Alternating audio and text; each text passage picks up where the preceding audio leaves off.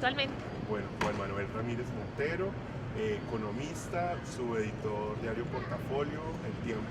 Casa Editorial. Como te comenté, este es Saber TV, el espacio del defensor del televidente de Teleantioquia, que además pues, de responder las quejas y las inquietudes de los televidentes, también estamos atentos a estos eventos de ciudad, a estos foros que puedan interesarle al televidente y lo puedan ayudar a ser un poco más crítico. Para comenzar, contanos qué se vino a hacer hoy en este foro de autorregulación de medios y cuál fue, digamos,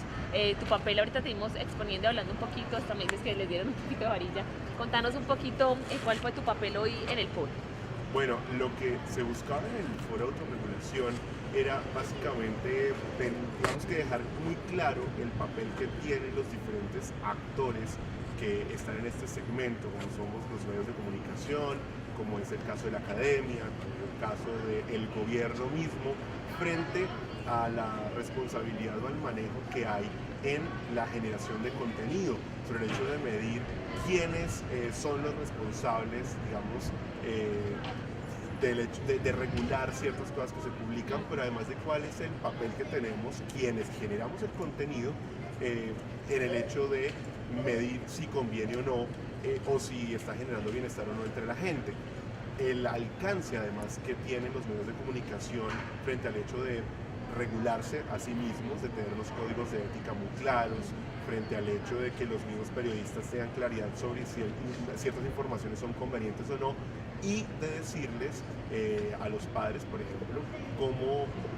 deberían hacer ciertas cosas, no sin imponer, sino más un poco de medir el nivel de responsabilidad. Hablaban de un marco normativo de autorregulación de medios. Contemos un poco de ese marco. Bueno, cuando se habla de autorregulación de medios, básicamente lo que se quiere decir es que los medios de comunicación deben tener claridad sobre cómo regularse a sí mismos, sobre cómo medir y la responsabilidad de lo que están publicando, sobre tener claro si esa información es o no conveniente, sobre si esa información puede hacerle daño o no, por ejemplo, a los niños, a la infancia, a la adolescencia. En el caso particular de algunos medios nacionales, como el caso, digamos, el caso particular, hay unos manuales de estilo que permiten tener un mismo lenguaje, que permite que los periodistas estén sincronizados, sintonizados, pero también existen códigos de ética que además los tienen muy claros los periodistas, donde dicen, mire, se debe cumplir con ciertos principios, se debe ser muy responsable en el manejo de la información porque claramente incide sobre lo que pueden pensar las personas en Colombia. Dentro de esta autorregulación, tú mencionas que es importante para todos los medios de comunicación y me imagino que cada medio lo manejará de forma muy diferente. Tú lo hablas desde la prensa escrita, nosotros un poco más desde la televisión, pero ¿crees que en general, digamos, ese código de autorregulación debe ser el mismo o digamos ya desde el manual de estilo,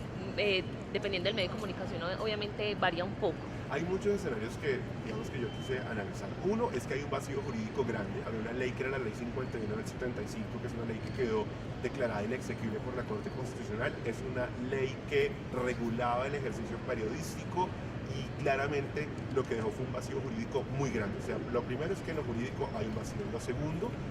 los medios de comunicación, por lo menos los grandes medios de comunicación, tienen muy claro el hecho de que deben ser responsables frente a lo que publican, pero tienen un dilema fuerte y es el tema comercial, porque también son negocios, si bien cumplen una responsabilidad social, también son negocios y quienes administran la información se ven abocados a,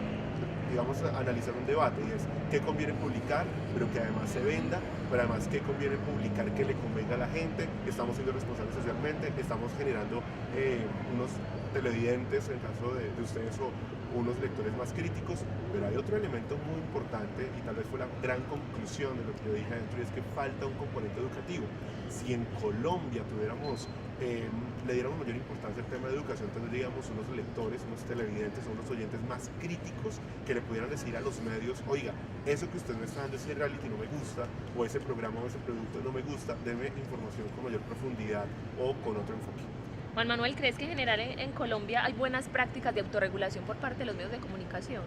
De algunos sí, porque es que aquí hay un tema comercial muy fuerte. Yo creo que los medios grandes, los grupos de medios grandes que tienen un brazo financiero, se pueden dar el lujo claramente de tener unos códigos de ética establecidos, de generar un contenido que le convenga a los televidentes, a los lectores, de tener un contenido de calidad.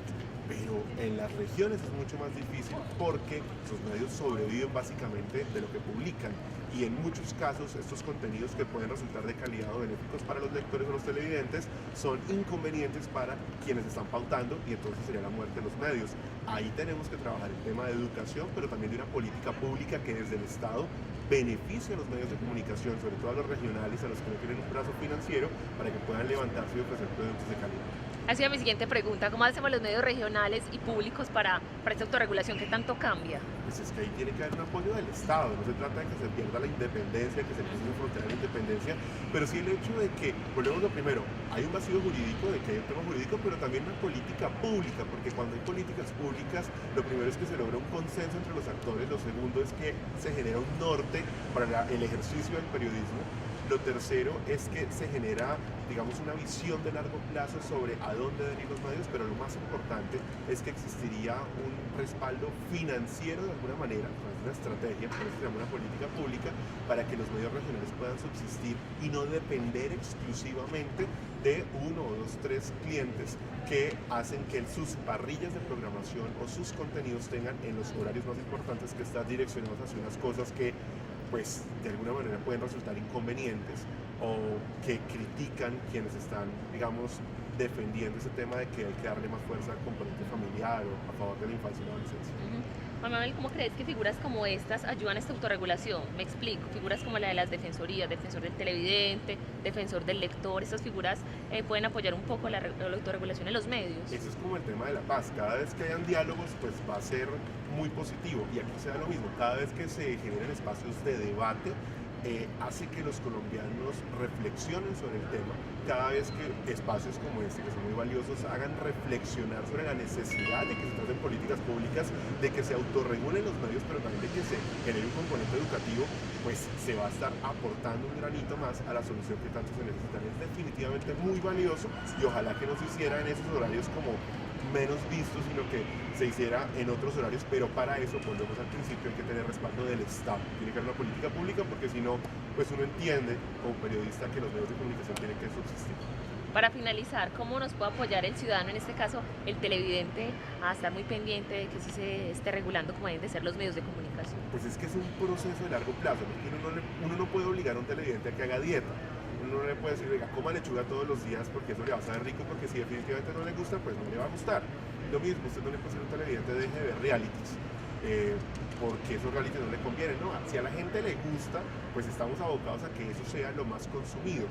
Los medios podríamos poner digamos, una frontera en el sentido de obligar un poquito a los lectores, a los televidentes a tener un contenido de calidad un poco más profundo, más serio, pero también hay la responsabilidad del Estado frente al hecho de formar unos lectores o unos consumidores de información más críticos. Y ahí es donde podemos lograr un verdadero cambio en la realidad de los medios. Listo. Listo, muy bien, Juan Manuel. ¿Sí?